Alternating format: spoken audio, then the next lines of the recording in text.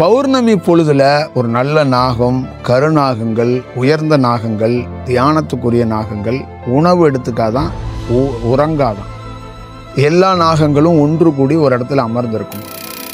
மனித குலம் பாம்போட உஷ்ணத்திலிருந்து உருவானது. கருடன் யார் அப்படின்னு கேட்டிங்கன்னா, ஆதிசேஷனுடைய வழியிலிருந்து வந்தவன். நேரடியாக கருடன் பதஞ்சலி. கீரி என்பது இதயம். நாகம் மேல் நோங்கி வரும்போது இதயத்தை கடந்து கழுத்தில் ஏற விடாம நாகத்தை சண்டையிட்டு நாகத்தை கொல்ல கீரி முயற்சிக்கும். கீரி புள்ளைன்னு சொல்றோம்ல, அந்த கீரி புள்ளையை கொல்வதற்கான, கீரி புள்ளையை அழிப்பதற்கான மிகப்பெரிய வாய்ப்புகள் அங்கு உருவாக்கப்படுகிறது. சரிதா? இதுக்குள்ள மிக நுட்பமான இன்னொரு வடிவத்தையும் தியானம் பழகின்ற சிறந்த மாணவர்களுக்கு என்னுடைய உண்மை தத்துவத்தை நான் சொல்றேன். அந்த வெப்பந்தான் தியானத்தோடைய கடவுள், தியானத்துக்கு உச்சம். ஆனா அங்க அந்த வெப்பத்தை காப்பாத்துறது, நம்மளை வெப்பத்திட்டேருந்து காப்பாத்துறது அந்த அபானன்னு இருக்கான் பாருங்க, சிங்கக்குட்டி. அவன் தான், அதுதான் பார்வதி தேவி. புரியுதா? ஒரு ஆணை சமன்படுத்தக்கூடிய முழு தன்மை ஒரு பெண்ணிடம் மட்டும்தான் இருக்கும். அதுதான் அபானனுக்குரிய அந்த செயலாக, அந்த பார்வதி தேவியோட செயலாக வச்சது. அதனாலதான் ஆண் பெண் அப்படின்னு வச்சது. என்னன்னா, சமன் இல்லாம போயிடும். அபானன் இணையாம வெறும் குண்டலினி சக்தி மட்டும் கிளம்பிருச்சுன்னா சக்தி இருக்கும், கட்டுப்பாடு இல்லாத சக்தி இருக்கும். கட்டுப்பாடு இல்லாத சக்தியை வச்சுட்டு நீ என்ன பண்ணுவ? நல்லா ஞாபகம் வச்சுக்கோங்க, மனம் நிற்காதவனுக்கு கழுத்துக்கு பாம்பு போகாது. எவனாலையும் கொண்டு போக முடியாது. எவனாலையும் கொண்டு போக முடியாது. மனம் நின்னவனால மட்டும்தான் கழுத்துக்கு பாம்பு ஏறும்.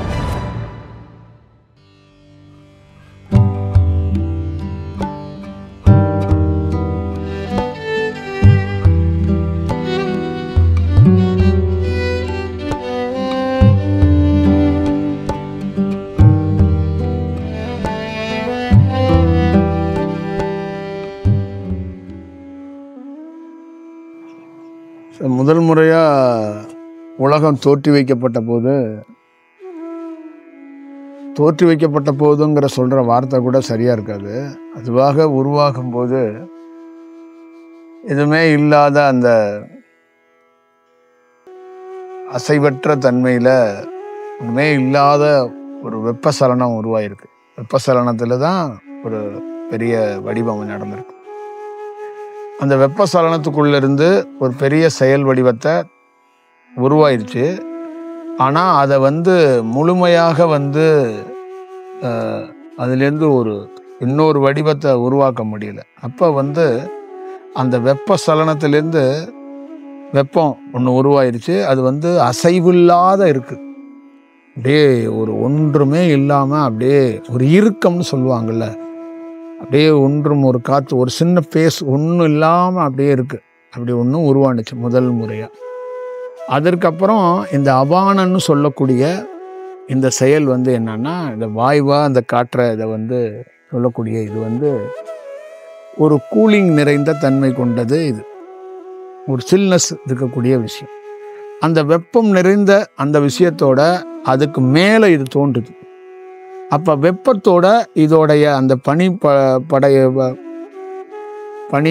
உளுந்து அது பரவுன்னு சொல்லுவாங்கல்ல. இப்போ அந்த டீ தூள்லாம் இருக்கிறத பார்த்தீங்கன்னா அதிக மலைகளில் அது உருவாகாது, மலை துளிகளில். அது பனியில் அது அது துளுக்கும். அதுக்கு லேசாக ஈரப்பதம் இருந்தால் போதும்.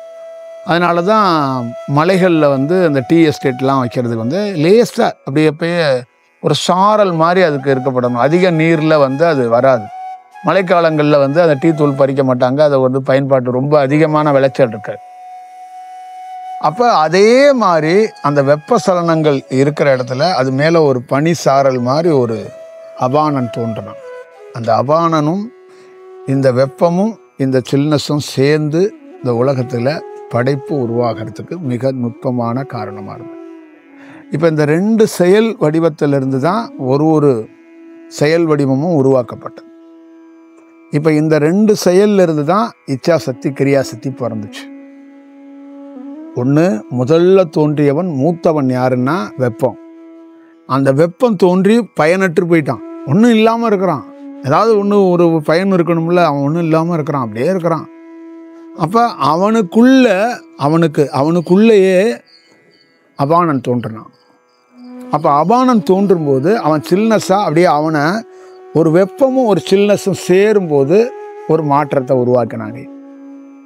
அப்போ இதை தான் இடகலை பின்கலையாகவும் சந்திரக்கலை சூரியக்கலையாகவும் உருவாக்குறதுக்கு அடிநாதமாக முதல் வித்துட்டு ஒரு செயல் வடிவத்தை உருவாக்கப்பட்டது. அப்போ அங்கிருந்து உலகத்தோடைய சிருஷ்டி அந்த இதோடைய 2 காம்பினேஷனில் ஒன்றா உருவாகிறதுக்கு வாய்ப்பை உருவாக்கிடுச்சு. அப்புறம் இந்த மனித குலம் உருவாகிறதுக்கு முதல்ல என்ன குலம் உருவானுச்சுன்னா நாகக்குலம். முதல்ல தோன்றியது நாகக்குலம் தோன்றியது. அப்போ நாகக்குலத்துக்குள்ள அவங்களுக்கு அடிப்படையாக இந்த 2 செயலும் தான் செயல்பட்டது. இந்த இச்சா சக்தியும் கிரியா சக்திக்குள்ளே தான் இந்த நாகம் தன்மைக்குள்ளே வேலை செய்யுது. இப்போ நாகத்துக்குள்ள என்ன வடிவம்னு கேட்டிங்கன்னா, நம்ம நாகத்திலே 2 நாகங்கள், உயர்ந்த நாகங்கள் உங்களுக்கு பேர் சொல்லுவாங்க, நீங்கள் கேள்விப்பட்டிருப்பீங்க. ஒன்று வாசுகிம்பாங்களா, இன்னொரு நாகம் என்ன நாகம் சொல்லுவாங்க, கார்கோடன்னு ஒரு நாகம் சொல்லுவாங்க. இந்த மாதிரி இந்த 2 நாகங்களுக்கு பேர் வச்சிருக்கிறாங்க. 2 நாகங்களா ஒரு உயர்ந்த நாகங்களாக இருக்குது. இப்போ நாகத்தன்மையில் நாகத்துக்கு என்னன்னா, தன்னுடைய வாளிலிருந்து தான் சக்தியை மேலே கொண்டு வரும் நாகத்தோட தன்மை. நாகத்துக்கிட்ட மிகப்பெரிய விஷயம் என்னன்னு கேட்டிங்கன்னா, அந்த தண்டு வடம் அது ரொம்ப ரொம்ப ரொம்ப ஷார்ப்பானதும் ரொம்ப வேற ஒரு வடிவத்துக்குரியதாகவும் சொல்லப்படுது. அப்போ நம்மளுடைய பேட்டர்ன் வேற, அதோடைய ஸ்டைல் வேற. அது அமாவாசை பொழுதுல தான் உடலுறவு கொள்ளும். அந்த அமாவாசை பொழுதுல 2 நாகங்களும் பின்னி பிணையாது, 2ம் ஒரே மாதிரி ஒரு ஆண் பெண் படுத்திருக்கிற மாதிரி படுத்திருக்குமா. மற்ற பொழுதுகளில் இணையறதெல்லாம் அது பெருசாக எடுத்துக்காதான் அமாவாசை பொழுதுல இணையும். பௌர்ணமி பொழுதுல ஒரு நல்ல நாகம், கருநாகங்கள், உயர்ந்த நாகங்கள், தியானத்துக்குரிய நாகங்கள் உணவு எடுத்துக்காதான், உறங்காதான். எல்லா நாகங்களும் ஒன்று கூடி ஒரு இடத்துல அமர்ந்திருக்குமா பௌர்ணமி பொழுதுல. ஆனால் அது இணைப்புங்கிறது 2ம் இப்படி தான் இருக்குமா. ரொம்ப பின்னி பிணைஞ்சு அந்த மாதிரி இல்லாமல் இப்படி இணைந்துக்குள்ள ஒரு வாய்ப்பு இருக்குமா. அது அமாவாசை பொழுதுல இணையுமா. அப்போ அந்த இணைகின்ற பொழுதுல அதுகிட்ட இருந்து ஒரு மின்காந்த அலைவரிசை ஒன்று அந்த உஸ்ஸுங்குதுல்ல, அதுலேருந்து ஒரு அலைவரிசை வெளிப்படுத்துமா. அந்த அலைவரிசை, அந்த உஷ்ணம் இருக்குல்ல, பாம்போட அந்த தன்மை உஷ்ணம் இருக்குல்ல, அதிலிருந்து தான் நாம் மரபுகளாக பயன்படுத்தக்கூடிய உயிர் துளிகளையோ பிக்குட்ரி பீனியலோ உருவானிச்சோம். மனித குலம் பாம்போட உஷ்ணத்திலேருந்து உருவானது. பாம்போட செயல்பாடுகள்லேருந்து தான் இது பிறக்கிறதுக்கான வாய்ப்புகளை உருவாக்கப்பட்டது. இப்போ பாம்போட செயல்பாடுகளில் அந்த வடிவத்துக்குள்ள இப்படி இருக்கு. பாம்பு தியானிக்கும் போது 3-4 சுற்றி தலையை இப்படி மடித்து இப்படி கொஞ்சம் நிமிர்ந்த மாதிரி பார்த்து நின்று தியானம் பண்ணுமா. பாம்பு தன்னுடைய உடலை விடும்போது 3-4 சுற்றி தலையை பூமியை பார்த்து கீழே மண்ணை பார்த்து வச்சு உடலை விடுமா. நாகம் சமாதிக்கு போகும்போது அதே மாதிரி 3-4 சுற்றி அந்த உடலோட தன்னுடைய தலையை ஒரு பக்கம் சாய்ச்சி படுத்த மாதிரி வச்சிருக்குமா.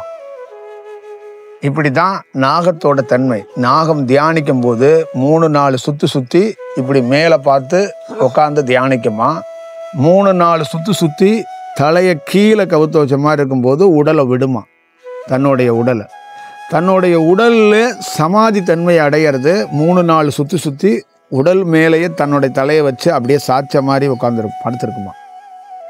இப்படி தான் நாகத்தோட தன்மை இருக்குது. உடலுறவு கொள்ளும்போது 2 நாகமும் சரிசமமாக ஒன்றா அப்படி படுத்திருக்குமா.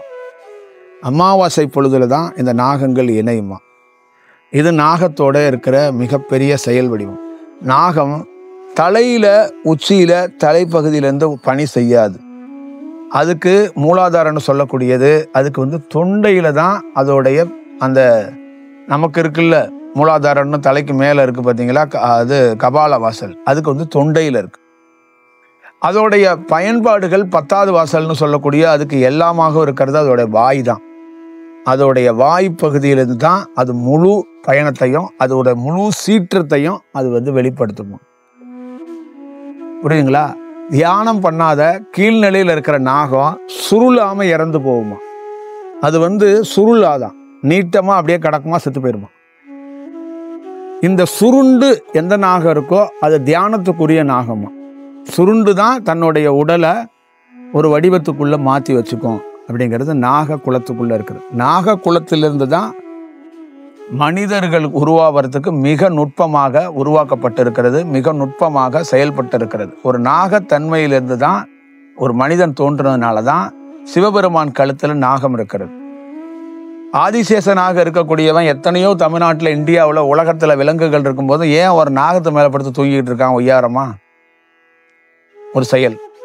எவ்வளோ செயல் வடிவம் இருக்கும் போதும் ஒரு குண்டலினி சக்தியை நாகமாக நாம் தோற்றி வைத்ததுக்கும் நாகமாக காட்டுவதற்கும் என்ன அப்படிங்கிறதை நீங்கள் பார்த்துக்கணும். அப்போ ஒரு மனிதனாக பிறக்கப்பட்டவன் எத்தனையோ துன்பங்களை, துயரங்களை, எத்தனையோ இன்னல்களை சந்தித்து போகிற போதும் தியானமாக உயர்ந்த நிலைக்குள்ள வரும்போது தன்னுடைய மகனை நாகமாக வந்து குண்டலினி சக்தி அவனை காத்து அவனை அருள் பண்ணி அவனை உயர்ந்த நிலைக்கு, மரணமில்லாத பெருவாழ்வுக்கும் அவனை ஒரு சக்தி கொண்டவனாக ஒரு நாக சக்தி மாத்துகிறது. தன்னை, அந்த மனிதனையே தன்னுடைய மகன் என்பதை அந்த நாகம் என் குலத்திலிருந்து வந்தவன் அப்படின்னு அது வந்து பெரும் உதவி செய்யுது. அதனாலதான் ஆஞ்சநேயன் ராமன் காலில் இருக்கிறதுக்கும் ஆஞ்சநேயன் எதை வேணாலும் ராமனுக்காக செய்வான். அது குருட்டு பக்தன் கிடையாது, அதுதான் நாகம்.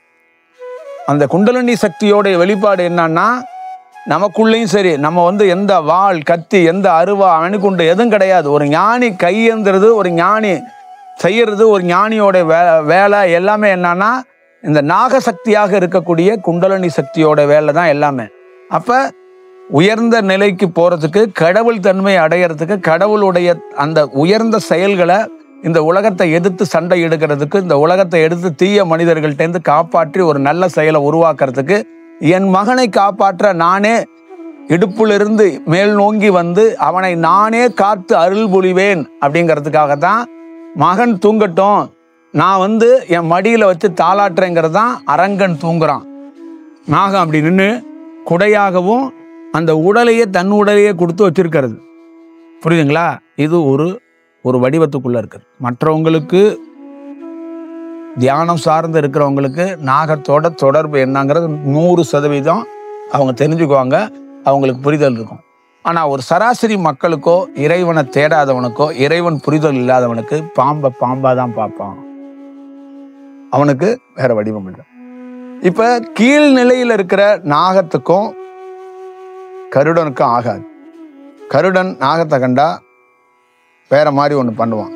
கருடன் யார் அப்படின்னு கேட்டீங்கன்னா, ஆதிசேஷனுடைய வழியிலிருந்து வந்தவன். நேரடியாக கருடன் வந்து பதஞ்சலி. பதஞ்சலியோட தன்மையில உருவாக்கப்பட்டவன் தான் கருடன். நாராயணன் குலத்திலிருந்து, ஆதிசேஷன் வழியிலிருந்து பதஞ்சலியோட நீல நிற தன்மைக்குரிய அந்த செயல் வடிவத்திலிருந்து உருவானவன். நீல நிறம் தண்ணியிலிருந்து நேற்று சொன்னது மாதிரி நீர் பறவை உருவானதில் அந்த மாதிரி கருடனும் அந்த பறக்கிற எல்லா தன்மையும் பதஞ்சலி தன்மையிலிருந்து நீளத்திலிருந்து உருவானவங்க தான். அதனாலதான் பறக்கும் தன்மையை கொண்டவங்க. எவன் ஒருவன் பதஞ்சலியால உருவாக்கப்படுறானோ அவன் பறக்கும் தன்மையால உருவாக்கப்பட்டவன் என்று பொருள். அப்ப கருடன் கீழ்நிலையில் இருக்கிற நாகத்துக்கு அவனை வந்து இவன் இந்த குலத்துக்கு ஆபத்தானவன்னு அவனை வந்து இவன் சண்டையிடுவான் அப்படிங்கிறது தான் இதோட செயல். அடுத்த கட்டமாக கீரிக்கு நாகத்துக்கு ஆகாது. அப்ப எதை செயல் வடிவத்து சொல்றாங்க அப்படின்னா, நல்ல நுட்பமா புரிஞ்சுக்கங்க. கீரி என்பது ஒரு மனிதனுக்குள் இதய பகுதியில் இருக்கிறது. கீரி என்பது இதயம். நாகம் மேல் நோங்கி வரும்போது இதயத்தை கடந்து கழுத்துல ஏற விடாம நாகத்தை சண்டையிட்டு நாகத்தை கொல்ல கீரி முயற்சிக்கும்.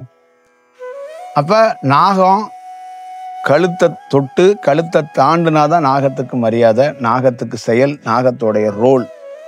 கழுத்தை தாண்டலைன்னா நாகத்தால பெரிய செயலை, நல்ல தன்மையை உருவாக்கி கொள்ள முடியாது. அப்ப மனிதனாக பிறந்த ஒவ்வொரு மனிதனும் மனம் இருக்கிறதுனால கீறிக்கிட்ட அந்த நாகத்தை கழுத்துக்கு கொண்டு போக முடியாம சண்டையிட்டு அந்த நாகம் செத்து போகிறது. நாகம் நல்ல தன்மையை உருவாக்க முடியாம இதய பகுதிக்கு கீழேயே குண்டலினி சக்தியோடு நின்று போயிடுறான். அதுக்கு மேல அவனால கூட்டிட்டு போக முடியல.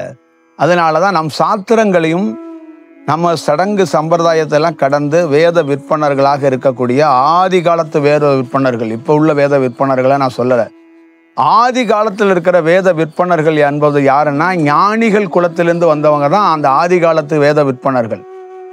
இந்த பிராமண குலம் என்பது ஒரு காலகட்டத்தில் ஆதி காலத்தில் ஞான வடிவத்துக்குரியவர்களாக இருந்திருக்கிறாங்க. அவங்கள தான் வேதம் மந்திரங்கிறதெல்லாம் சவுண்டு, பிரபஞ்சத்திலேருந்து உருவாக்கப்பட்ட மந்திரங்களாக கிடையாது. சடங்கு சம்பிரதாயம் இந்த மாதிரி இதுக்காக, அது ஒரு வணிகத்துக்காக செயல்பட்டது கிடையாது. வேத விற்பம் அப்படிங்கிறது ஞானம், உயர்ந்த செயல். ஒரு மந்திரத்தை பயன்படுத்தி அவன் எல்லா செயலையும் செய்துவிட முடியும், சித்தி செய்ய முடியும், அந்த செயலை உருவாக்கி கொள்ள முடியும், ஒரு நல்ல தன்மையை உருவாக்கிட முடியும். தன்னுடைய குருவை அழைக்கிறதுக்கு ஓம் நமோ நாராயணா அப்படின்னா இது ஒரு வேத விற்பனர் சொல்றாருன்னா இது ஒரு சவுண்டு. அந்த இறைவன் அந்த இடத்துக்குள்ள படர்ந்து அந்த வேலையை செஞ்சு கொடுப்பான். தொடர்ந்து அந்த ஒளி, அந்த சவுண்டு அங்கே ஒலிக்க ஒலிக்க இறைவன் ஒரு நாள் இல்லை ஒரு நாள் தோன்றுவான், இல்லை அந்த இடத்தை அவன் பாதுகாப்பாங்கிறதுக்கு செயல். அப்போ ஆதி காலத்தில் இருக்கிற வேத விற்பனர்கள் அந்த காலகட்டத்திலே குறிப்பிட்டது என்னன்னா, கழுத்தை எவனாலும் நாகத்தால் தாண்ட முடியாது, இதயத்துக்குள்ளேயே கிட்ட நின்று போயிடுவான். என்னன்னா கீறி விடாது. மனம் இருக்கிறவனால கழுத்தை தாண்ட முடியாது. நாகத்தை கீறி துண்ட துண்ட கட் பண்ணி போட்டுரும். அப்போ உன் குண்டலினி சக்தி அந்த கழுத்துக்கு கீழே வரைக்கும் தான் நீ ஒரு செயல்பாடுகளில் செய்ய முடியும். அப்போ நாக குலத்திலிருந்து நாகம் என்ன செய்யும்னா என்ன சொல்கிறாங்க அப்படின்னா, கீழேயே நாகம் தன்னுடைய உஷ்ணத்தை இருக்குல்ல அதை சரியாக நுட்பமாக அது பயன்படுத்தி அந்த உஷ்ணத்தை மேலே அனுப்பி அனுப்பி அனுப்பி அனுப்பி மேலே கிளம்பி வர்றதுக்கு, இந்த புதுசாக இருக்கிற மாணவர்கள் எல்லோருக்கும் கேட்டுக்கங்க, இந்த ஆர்வத்தில் நூலில் வயலின் வாசிக்கிற குருமார்கள் தியானம் கற்றுக் கொடுக்குறாங்கல்ல, இந்த குண்டலினி சக்தி எழுப்பி இப்படி மேலே வந்துடும் போயிடும். அந்த வயலின் மாஸ்டர்ஸுக்கெல்லாம், நூல் வயலின் மாஸ்டர்ஸுக்கெல்லாம் சொல்கிறேன், நூலில் அந்த நரம்புக்கு பதிலாக நூலை கட்டிடுவாங்க. இதை வாசிக்கிறதுக்கு ஒரு பாயோட குச்சியை ஒன்று எடுத்துக்கிட்டு வாசிக்க கற்றுக் கொடுத்துட்ருக்காங்க. இதுதான் இங்கே தியானம். இந்த மாஸ்டர்ஸுக்கெல்லாம் என்னன்னா, இந்த நரம்பு இப்படி வந்து மேலே போயிருங்கிறான். முதல்ல கீழே அது விழிச்ச உடனே அது என்ன பண்ணுன்னா அதோடைய உஷ்ணத்தை மேலே அனுப்புமா. அந்த பிரபஞ்ச உஷ்ணம்னு இருக்குல்ல, அந்த உஷ்ணத்தை மேலே அனுப்பும்போது அந்த இது இருக்குல்ல, நம்ம ஃபைனல் கார்டு முதுகு தண்டுவடம், அது வழியாக உஷ்ணம் மேலே ஏறி முதல்ல உஷ்ணம் மேலே போய்கிட்டே இருக்குமா. அந்த உஷ்ணம் மேலே போக போக போக போக போக போக ஒருத்தருக்கு என்ன நடக்கும்னா, கீரி கொள்வதற்கான, கீரியை எதிர்கொள்வதற்கான, கீரியை அழிப்பதற்கான வாய்ப்பு நடக்குமா. கீரி புள்ளன்னு சொல்கிறோம்ல, அந்த கீரி புள்ளையை கொள்வதற்கான, கீரி புள்ளையை அழிப்பதற்கான மிகப்பெரிய வாய்ப்புகள் அங்கு உருவாக்கப்படுகிறது. அப்ப கீரி புள்ளை என்பது மனம். அந்த மனம் எரிந்தால் மட்டும்தான் நாகம் துணிச்சலோடு மேலே ஏறி போக முடியும். அப்ப மேலே வர்றதுக்கு முன்னாடியே ஒரு நாகம் தன்னுடைய உஷ்ணத்தை அது வெளியேற்றுது அப்படிங்கிறத நீங்க அவசியமாக அதை பார்த்துக்கணும். சரிதா? இதுக்குள்ள மிக நுட்பமான இன்னொரு வடிவத்தையும் தியானம் பழகின்ற சிறந்த மாணவர்களுக்கு என்னுடைய உண்மை தத்துவத்தை நான் சொல்றேன். தொடர்ந்து ஒரு மனிதன் அந்த நாக உஷ்ணம், அந்த உஷ்ணத்தால தான் நான் உருவாகி இருக்கேன், எனக்கு தெரியும். இதுதான் பிரபஞ்சத்துடைய உஷ்ணம்னு சொல்லுவாங்க. இந்த உஷ்ணம் தான் ரொம்ப ரொம்ப முக்கியமான விஷயம். அந்த உஷ்ணத்தை வச்சு அந்த கீரி புள்ளையை என்ன பண்ணுது, கட்டுப்படுத்துது. அப்போ மனதை மேலே ஏறுறதுக்கு இவன் ஒரு தடையாக இருந்துடக்கூடாதுன்னு பண்ணுது. அடுத்த கட்டமாக இந்த குண்டலினி சக்தியாக இருக்கக்கூடிய இந்த செயல் வடிவம் இருக்குல்ல, இது எழுந்து மேலே போகிறதுக்குள்ள நம்ம என்னென்ன நொந்து நூலாகி அவளாயிருவோம். இது யார் இவன் அப்படின்னா, இந்த சக்தி வெப்ப சலனங்கள் அதிகமானவன். யாரு? இந்த குண்டலினி சக்திங்கிறவன் அதிகமாக வெப்பமாகவே ஆக்கக்கூடியவன். இந்த பல்லெல்லாம் இப்படி ஆனதுக்கு, வாயெல்லாம் இப்படி ஆனதுக்கு, உடல் கொலப்ஸ் ஆனதுக்கெல்லாம் இவன் தான் மெயின் காரணம். இவன் என்ன பண்ணுவான்னா, இந்த உள்நாக்கு இருக்குல்ல, அங்கிருந்து ஒரு உசுன்னு நமக்கு எழுப்பிக்கிட்டே இருப்பான். அப்போ வெப்பம் தாங்க முடியாமல் ஒரு நாகத்தன்மையில் நம்ம இங்கே கக்கிக்கிட்டு கிடப்போம். அப்போ இவன் இந்த ஸ்டேஜில் வந்து இந்த கழுத்தை கொஞ்சம் தாண்டி மூவ் பண்ணி உசு உசு உசு உசு உசுன்னு பண்ணிக்கிட்டே கிடப்போம். அப்போ சூடு உடல், இந்த உடலை வந்து ஒரு ஸ்டேஜுக்கு மேலே சூடாயிருச்சுன்னா உறுப்புகள் எல்லாம் பழுதடைஞ்சிடும். நம்ம உறுப்புகள்லாம் ஒரு ஸ்டேஜ் வரைக்கும் தான் சூடு தாங்கும். அது மருத்துவராக இருக்கிறவங்களுக்கு நல்லா தெரியும். ஒரு மனிதன் மாண்டு போகிறதுக்கும் ஒரு மனிதன் அதிகமாக நோயை சந்திக்கிறதுக்கும் வெப்பம் ஒரு காரணம். அந்த வெப்பம்தான் தியானத்தோடைய கடவுள், தியானத்துக்கு உச்சம். ஆனால் அங்கே அந்த வெப்பத்தை காப்பாத்துறது, நம்மளை வெப்பத்திட்டேருந்து காப்பாத்துறது அந்த அபானன்னு இருக்கான் பாருங்க, சிங்கக்குட்டி அவன் தான். அதுதான் பார்வதி தேவி. அந்த பார்வதி தேவி தான் என்ன பண்றாங்கன்னா இந்த வெப்பத்தோட போய் இணைகிறாங்க. புரியுதுங்களா? இந்த குண்டலினி சக்தியோட ஒரு இடத்துல கழுத்துக்கு மேல தலையில போய், அதான் அந்த கபால வாசல்ல போய் அவங்க இணைப்பு நடக்குது. அப்ப அவங்க போய் இணையும் போது அங்க என்ன நடக்குதுன்னா, 2 வாய்களையும் கவ்வி இழுத்து பிடிச்சி இணைகிறாங்க. அப்ப அவங்களுக்குள்ள என்னன்னா ஒரு வெப்பத்துக்குள்ள ஒரு கூலிங் உள்ள போகுது. அப்ப அது வரைக்கும் குண்டலினி சக்தி ஒரு காமமாகவும் ஒரு குரோதமாகவும் ஒரு கோபமாகவும் ஒரு பேர் கட்டுப்பாடு இல்லாத ஒரு உக்கரமாக இருக்கிறது. இந்த சில்னஸ் உள்ள போனோன்னா அதுவே தன்மைகள் அப்படியே மலர்ந்து வேற ஒரு தன்மைக்கு மாறுது. அப்ப ஒரு மனிதன் குண்டலினி சக்தியை பயன்படுத்த முடியும் என்ற தன்மைக்கு வர்றான். இந்த அபானன் இணையாத வரைக்கும் குண்டலினி சக்தியை ஒருத்தன் நல்ல செயலுக்கு பயன்படுத்த முடியாது. அது ஆபத்துக்குரிய செயலாகவும் அது வினோதமான செயல்களை செய்து விடும். முதல்ல உலகம் தோன்றும் போது வெப்பம் தோன்றிடுச்சுட்டேன். அந்த வெப்பத்தை வச்சுட்டு ஒன்றும் செய்ய முடியல, ஒன்றும் இல்லாமல் ஒருத்தன் உட்காந்துருக்கான்.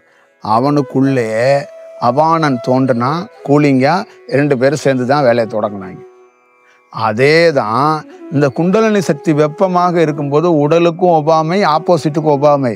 அப்போ அபானன் அந்த கூலிங்கோட உள்ள போய் இணையும் போது, எங்க தேவி பார்வதி தேவி போய் இணையும் போது அவன் முழுமையாக அந்த வெப்ப சலனம், வெப்பமாக இருக்கிறவனுக்குள்ள ஒரு பனி படைந்துருது.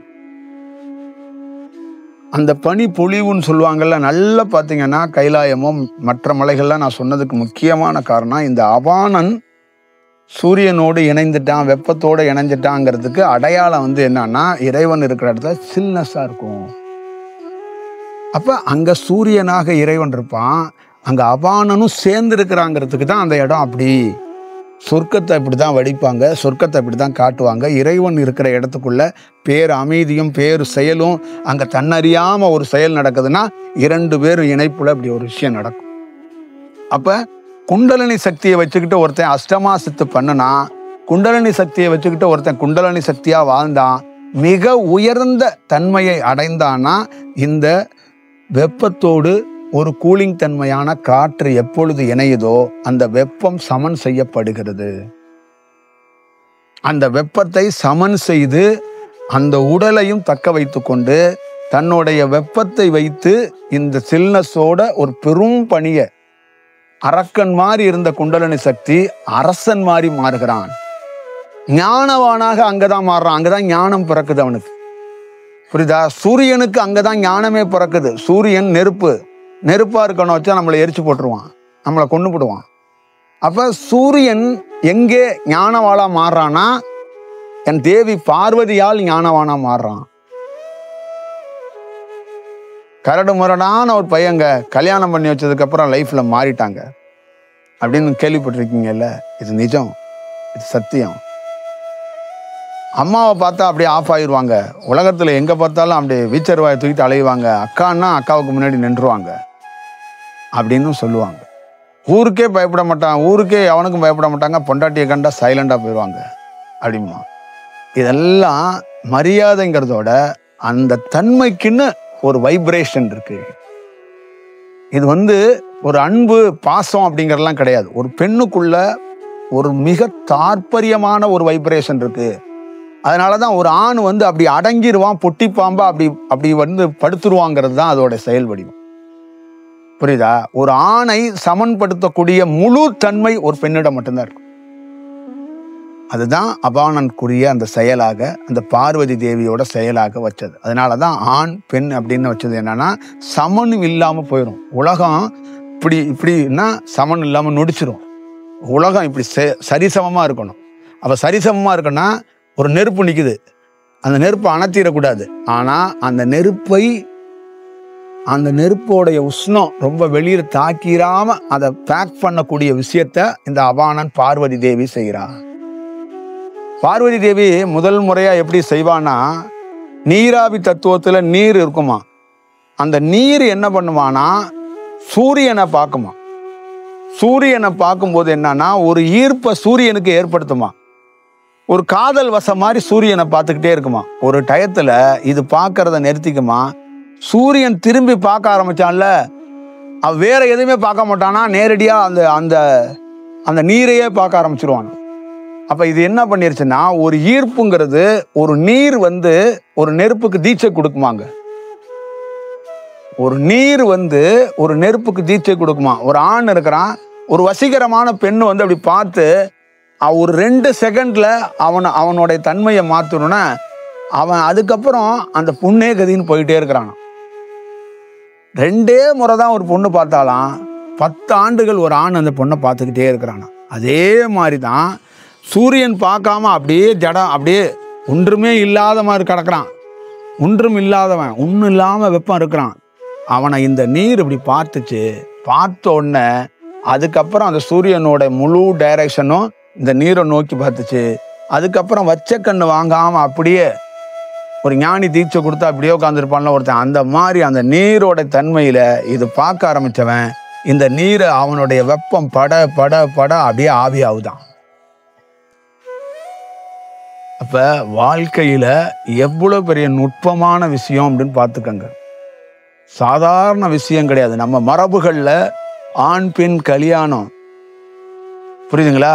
நம்ம மரபுகள்ல 2 காற்றுகள், 2 நாடிகள், இதெல்லாம் நுட்பமாக கண்டறிந்து ஒரு தெள்ள தெளிவாக கொடுக்கப்பட்டிருக்கு. அப்ப இதுல ஏதோ ஒண்ணு அபானன் இணையாம வெறும் குண்டலினி சக்தி மட்டும் கிளம்பிருச்சுன்னா சக்தி இருக்கும், கட்டுப்பாடு இல்லாத சக்தி இருக்கும். கட்டுப்பாடு இல்லாத சக்தியை வச்சுட்டு நீ என்ன பண்ணுவ சொல்லு?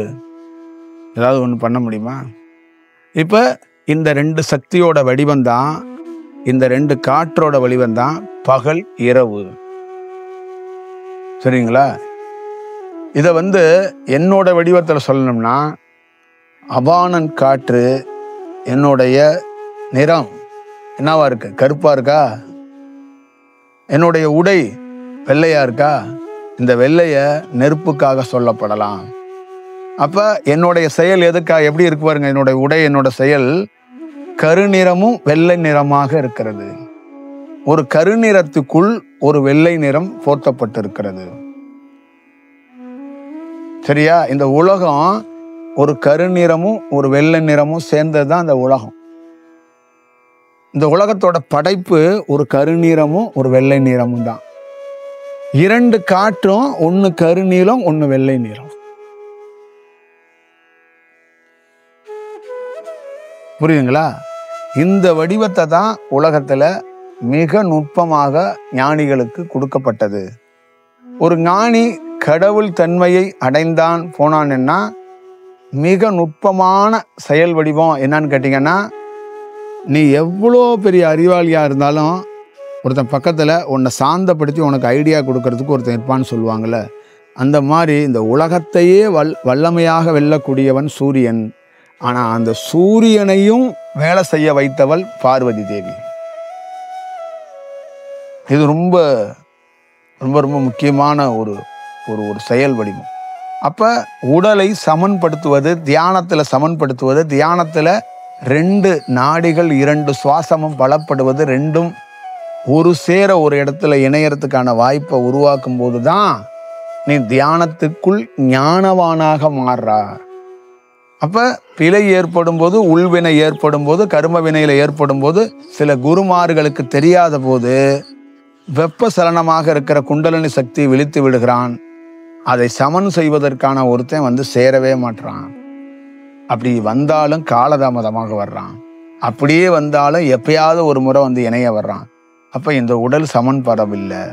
அப்ப தியானம் கிடைச்சவன் தலை எப்படி சுத்துதுங்கிறான், மண்டை சூடாகுதுங்கிறான், உடல்லாம் ஒரு வேலை பண்ணுதுங்கிறான், சாப்பிடவே முடியலைங்கிறான், இதை எப்படியாவது இறக்கி விடுங்கிறான், பல செயல்கள் உடல்ல மாறி போச்சுங்கிறான். இதுக்கெல்லாம் காரணம் இதுதான். அப்ப இது வந்து இந்த குலத்திலிருந்து இயற்கையாக அதை சமன் செய்வதற்கான ஒரு வழிமுறை. அப்ப அதுதான் எப்பொழுதுமே என் போன்ற ஆளுங்களுக்கு நான் ஏன் இந்த இடத்துக்குள்ள உட்கார்ந்தேன், இந்த இடத்துக்குள்ள வந்திருக்கிறேன், இப்படி பேச வாய்ப்பு வழங்கப்பட்டதுன்னா பார்வதி தேவியால வழங்கப்பட்டது. எப்பயுமே டே தம்பி மகனே, ஒரு நெருப்பை ஹேண்டில் பண்ணணும்னா நான் இருந்தா தாண்டா முடியும்.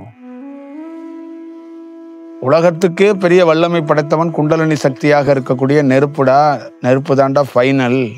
ஆனா அந்த நெருப்பை வசப்படுத்தணும்னா இந்த உடலுக்குள்ள இருந்து வசப்படுத்தி இந்த உடல்ல இருந்து ஒரு பெரிய பணியை செய்யணும். இல்ல உடலே இல்லாம அவுட் ஆஃப் பாடி எக்ஸ்பீரியன்ஸ்ல செய்யணும்னாலும் நான் இருக்கணும். அதனாலதான் உலகத்துல ஞானியாகப்பட்டவன் எல்லோரும் வாழை குமரிய வணங்குறான். இது இந்து புராணத்துல கடவுள் வணங்குவது அப்படிங்கிற மாதிரி கொண்டு போயிட்டாங்க. கிடையாது. அவன் இந்த உலகத்தோடைய தத்துவம், படைப்போட தத்துவமும் காற்றை வணங்குவது தான் அதோடைய பொருள். அவன் அந்த காற்றை எப்படின்னா, எனக்கு காற்று தாண்டா கடவுள், அந்த கூலிங்கான காற்றை என்னுடைய தேவியாக, என் அன்னையாக, என்னுடைய குருவாக, என்னுடைய கடவுளாக நான் வணங்குறேன். பின்னாட்கள்ல அதை கடவுளா ஒரு உருவத்துக்கு கொண்டாந்துட்டாங்க, அதோடைய தீவிரத்துல கொண்டாந்துட்டாங்க. ஆனா உண்மை தத்துவத்துல அவன் என்ன செய்யறானா, அவனுக்கு எனக்கு இது வாழ்க்கை கொடுத்தது இந்த ரெண்டு காற்று, இதை நான் வணங்குறேன், இதை வந்து உள்வாங்கி அதை பற்றி நான் பேசுறேன் அப்படிங்கிறது தான் அதோட விஷயம். அப்ப அந்த குலத்திலிருந்து எப்படி பார்வதி குலத்திலிருந்து தான் ஞானிகள் வம்சாவளிகள் பிறக்கப்படுது. அப்ப ஒரு சில்னஸான ஒரு காற்றோட தன்மையிலிருந்து ஒருத்தன் ஆசீர்வதிக்கப்பட்டு அவனுக்கு தியானம் கிடைக்கப்பட்டா, ஒரு இடத்துல அந்த சில்னஸான காற்றே இந்த நெருப்பை தன்வச ஆக்கிவிட முடியும். அது தன்னை திரும்பி பார்க்க வச்சிட முடியும். ரெண்டு பேரும் ஒன்று சேர்றதுக்கான வாய்ப்புகளை உருவாக்கிட முடியுங்கிறத ரொம்ப நுட்பமாக தெரிஞ்சுக்கலுங்க. இயேசு, இவர் ராமலிங்க சுவாமிகள், மாணிக்க வாசகன், அருணகிரிநாதர், எல்லா பேருமே பார்வதியிடம் இருந்து தான் வளரப்பட்டவங்க. இந்த உலக படைப்பே நான் சொல்லிட்டேன், ஒரு வெப்பம் உருவாயிருச்சு. அதுக்கப்புறம் ஒரு அவானன் சில்னஸ் காற்று வந்ததுக்கு அப்புறம் தான் அந்த வெப்பமும் அதுவும் சேர்ந்து படைக்க தொடங்குச்சு. முதல் குலம் நாக குலம் தொடங்குனுச்சு. அந்த நாக குலத்திலிருந்து ஒரு செயல் வடிவத்திலிருந்து மனித குலம் உருவானுச்சு. அப்ப நம்ம வந்து ஒரு பயணத்தை தொடங்கும் போது நமக்கு ஒரு பயணத்தை கொடுத்தவங்க, இந்த கூலிங்கா இருக்கிற காற்று தான் முதல்ல எனக்கு என்ன பண்ணுது, எனக்கு ஆசி வழங்கி தீட்சை கொடுத்து என்னை வந்து உருவாக்கி முதல் பணியை தொடங்கி வைக்குது. தொடங்கி வச்சு இப்போ அப்ப சாமானியமாக அந்த நெருப்பை நீ வசப்படுத்த முடியாது, அந்த நெருப்பை கொண்டாந்துட முடியாது. நெருப்பு வந்ததுக்கு அப்புறம் உன்னுடைய போக்கு மாறி போயிடும். அப்ப நீ எப்பொழுதுமே நெருப்புத்தன்மையில இருக்கணும், வெப்பமாவே இருக்கணும். அப்ப நீ வெப்பமாவே இருக்கும்போது உன்னை நான் அப்படியே விட்டேன்னா செத்து போயிடுவேன், உன் உடல் பிச்சுக்கிட்டு போயிடும். நான் அவ்வப்போது உன் கூடையே இருந்து உன் அருகாமையிலே இருந்து, இதான் என்னுடைய உரைகள்லாம், என்னை தோளில் சுமந்து சென்றால் பார்வதி, என்னை அருகாமையிலே கையில் பிடித்து போனால் பார்வதி அப்படின்னு சொன்னதுக்கு மிக முக்கியமான காரணம் அவளுடைய சில்னஸான அந்த தன்மையில தான். அவ என்ன பண்ணா, இந்த நெருப்பு தன்மையோட இருந்தாலும் அதை சுத்தி, இந்த கங்கை சுத்தி ஒரு சில்னஸை வச்சுட்டான். அதனாலதான் எப்பயுமே விறகடுப்பு செய்யறவங்க என்ன பண்ணுவாங்கன்னா, இந்த நிலவு தன்மையான கொண்ட செம்மண்ணை வைத்து வீடு இந்த அடுப்பு கட்டுவாங்க. அப்ப என்ன ஆகும்னா, அந்த கனலை தாங்கக்கூடிய அந்த நீர்த்தன்மை கொண்ட அந்த மண்ணால் அது அழகா ஒரு வேலை செய்யும். நீங்க நல்ல மண் அடுப்பை கவனிச்சு பார்த்தீங்கன்னா தெரியும். எவ்வளோ பெரிய அனல் மூட்டினாலும் அந்த அந்த அடுப்பு ஒன்றும் ஆகாது. ஏன்னா அது அதை கரெக்டாக பதமாக வாங்கிக்குமா. இதுதான் நம்ம தியானமே. ஒரு விறகடுப்பு இருக்கு பாரு, அதுதான் அந்த அடுப்பு சந்திரன், அந்த நெருப்பு சூரியன், அது மேலே இருக்கிற பானை நம்ம. புரியுதா? இப்போ அதை அழகாக அதை கவர் பண்ணி அது பேக் பண்ணும். இப்போ அந்த பேக் பண்ணுறதுல அந்த சந்திரனுடைய ஆசீர்வாதமோ சந்திரனோட தன்மையோ கிடைக்காத பட்சத்தில் வெறும் சூரியனோட தன்மைகள் மேல் நோங்கும் போதோ, சூரிய தன்மையில தியானங்கள் ஏதோ ஒரு வெப்பத்தால் கிடைச்சிட போது ஒரு மனிதன் முழுமையான இறை ரகசியத்தையோ தியானத்தை பற்றியோ முழுமையாக உணர முடியலை, முழுமையாக கற்றுக்கொள்ள முடியலை. அதே நேரத்தில் தன்னுடைய உடலை கெடுத்து விடுகிறான், கெட்டு விடுகிறது. உடல் அவனுக்கு ஒத்துழைக்காமல் போகிறது. அப்பொழுது அவனுக்கு ரொம்ப மோசமான சூழல் உருவாகிறது. அப்போ சந்திரன் ஆசீர்வாதம் பண்ணாதவனுக்கு பித்தம், இந்த பல விஷயங்கள் அவனுக்கு மோசமாக இருக்கிறது. அப்போ சூரியன் கொஞ்சம் விழிச்சு இருந்தோம், சந்திரனுடைய தன்மையில் அந்த பித்தவாசல் இதெல்லாம் அந்த வாயுவெல்லாம் சரியில்லாதனால, சந்திரனே அதுக்கு ஒத்துழைக்காதனால அவன் தியானத்தில் சோதிக்க முடியாமல் போயிடுது. அப்போ முதல்ல சந்திரன் ஒத்துழைக்கும் போது அவன் என்ன பண்ணுவான்னா, இந்த வாயு, இந்த பித்தம், இந்த கபம் இதெல்லாத்தையும் அவன் பார்த்துருவான். அவன் அதுக்கு சரி செய்யறதுக்கான ஒரு வாய்ப்பை உருவாக்குவான். அவன் சரி செய்யறதுக்கு எப்படி வாய்ப்பை உருவாக்குவான்னா, அவன் அங்கேயும் சொல்கிறான், நான் தனியாக நின்று போர் செய்ய முடியாது, நான் எப்படியாப்பட்ட ஆளுன்னு பார்த்துக்க, நான் ரொம்ப ஞானவான். சந்திரன் பிறக்கும் போதே ஞானவானா? எப்படி? சந்திரன் அதனால தான் ஞானத்துக்குரியவன் என்று சொல்லுவாங்க. சந்திரன் எப்படி பிறக்கும் போதே ஞானவான்? அதான் சொல்கிறான், ரொம்ப நாளைக்கு முன்னாடி வெப்பம் பிறந்துட்டான். வெப்பம் பிறந்து அவன் பாட்டில் என்ன பண்ணான்னா வெற்றிடமாக இருந்தான். யாரு? வேக்கரபாதர் பிறந்துட்டான், பிறந்து வெற்றிடமாக இருக்கிறான். அதுக்கப்புறம் பார்த்தான், இவன் என்ன வெற்றிடமாக உட்காந்துருக்கான்ட்டு பதஞ்சலி தோன்றினான். அந்த செயலில் தான் பார்வதி தேவி என்ன சொல்லலாம், அந்த சில்னஸ் தன்மையில் தோன்றி அந்த வெப்பத்துக்கு வேலை கொடுத்தான். அப்போ இவன் என்ன சொல்கிறான் அப்படின்னா, வெறும் நாம் இருந்து போர் செய்ய முடியாது, அப்போ நாம் இந்த பித்தத்தையோ இந்த வாயுவையோ இந்த சளியையோ மற்ற விஷயங்களையோ இல்லை மும்மலத்தை அறுக்கிறதுக்கான விஷயமோ, இப்போ நாமளும் சூரியனும் சேர்ந்து தினந்தோறும் தியானத்தில் பணி செய்யும் போது ஒரு நாள் அதுங்கெல்லாம் அறுபடும், அதுங்க எல்லாத்தையும் வீழ்த்திடலாம். இணையிறது அப்புறம் ரெண்டு பேரும் சேர்றதுக்கு ஒரு வாய்ப்பை உருவாக்குதான். முதல்ல ஃபஸ்ட்டு மீட்டிங் நடக்குதான். அந்த தீட்சையில் என்ன நடக்குதுன்னா மீட்டிங். நீ நானும் பார்க்கறதுனா இப்போ மேலையும் கீழையும் போகிறது இருக்குல்ல, நம்ம சுவாசத்தை பண்ணுறோம், ஒரு தியானம் மேலே போகுதுல்ல. இப்போ இணையில ரெண்டு பேரும் மீட் பண்ணிக்கிறாங்க, சந்திக்கிறாங்க தியானத்துக்குள்ள. அப்போ அந்த சந்திப்புல என்ன நிகழ்ந்துக்கிறதுனா, இங்கே முதல்ல சக்தியெல்லாம் இல்லை, முதல்ல அவங்களுடைய ரெண்டு பேர்த்தோடைய அந்த தன்மையும் சமன் தன்மையை வச்சு உடல்ல தேவையற்ற பொருளை எல்லாத்தையும் அகற்றுறாங்களாம். அளவுக்கு அதிகமாக இருக்கிற இந்த குடல் சார்ந்து, மலவாசல் சார்ந்து, சிறுநீர்கள் சார்ந்து, இதயத்தில் இருக்கிற சளிகள்லேருந்து தேவையில்லாத கழிவுகளை அகற்றத்துக்கு இந்த இரண்டு பேரும் சேர்ந்து ஒரு பெரிய பணியை செஞ்சதுக்கப்புறம் இரண்டு பேரும் அதற்கப்புறம் என்ன பண்ணுறாங்க, தன்னுடைய உஷ்ணத்தை பயன்படுத்தி இந்த இதயத்தில் இருக்கிற அதை கீரிப்புள்ள இருக்கிறான்ல, கழுத்துக்கு மேலே பாம்பை விட மாட்டான். புரியுதா? அதனால தான் சிவனுடைய கழுத்தில் நாகம் உட்கார்ந்த போது நாகத்துக்கு பெருமை சாத்தாங்க. ஏன்னா இதயத்தை சுத்தப்படினாதான் கழுத்துக்கிட்ட பாம்பே வரும். நல்லா ஞாபகம் வச்சுக்கோங்க, மனம் நிற்காதவனுக்கு கழுத்துக்கு பாம்பு போகாது. எவனாலையும் கொண்டு போக முடியாது, எவனாலையும் கொண்டு போக முடியாது. மனம் நின்னவனால மட்டும்தான் கழுத்துக்கு பாம்பு ஏறும். இல்லைன்னா வெறும் பாம்பு இருக்குல்ல, உஷ்ண பாம்பு, அது விஷம், அதுவும் விஷம், கீரிப்புள்ளையும் விஷம். ரெண்டு மனமும் வேலை செஞ்சானா வேலை செய்யலைன்னா என்ன? புரியுதுங்களா? அப்போ அது என்ன பண்ணுன்னா மண்டை சூடை உருவாக்கிடும். இப்போ தலைச்சூடு இருக்குல்ல, மண்டை சூடுன்னு சொல்லி மண்டை சூடு பிடிச்சி அலைகிறாங்க. தியானத்தில் நிறைய பேர் குண்டலினி சக்தியை ராவா அப்படி ஏற்றும் போது என்ன ஆகும், நேரடியாக போய் தலையில் மூளையில் போய் முட்டிக்கிட்டு உட்காந்தோன்னே எனக்கு மேலே ஏறிச்சு, கீழே ஏறிச்சு, நடுவில் ஏறிச்சு, படுத்துருச்சு, உட்காந்துச்சுன்னு சொல்லிட்டு அலைகிறாங்க பாரு. இதெல்லாம் நேரடியாக உஷ்ணம் மேலே போய் மண்டையில் உட்காந்துட்டு இறங்கவே இறங்காது. அப்போ என்ன ஆகும், மனமும் கீரிப்புள்ளையும் இருக்கு, பாம்பு இருக்கு. இது ரெண்டும் என்ன நல்ல தன்மையை கொடுக்கும் சொல்லுங்க? இது என்ன தன்மையை கொடுக்கும்? அப்போ இதுல இருந்து ஒரு பெரிய ஒரு மாற்றத்தை, பெரிய செயல் வடிவத்தை உருவாக்கணும் அப்படிங்கிறத நீங்க அவசியமா நம்ம வந்து பார்த்துக்கணும்.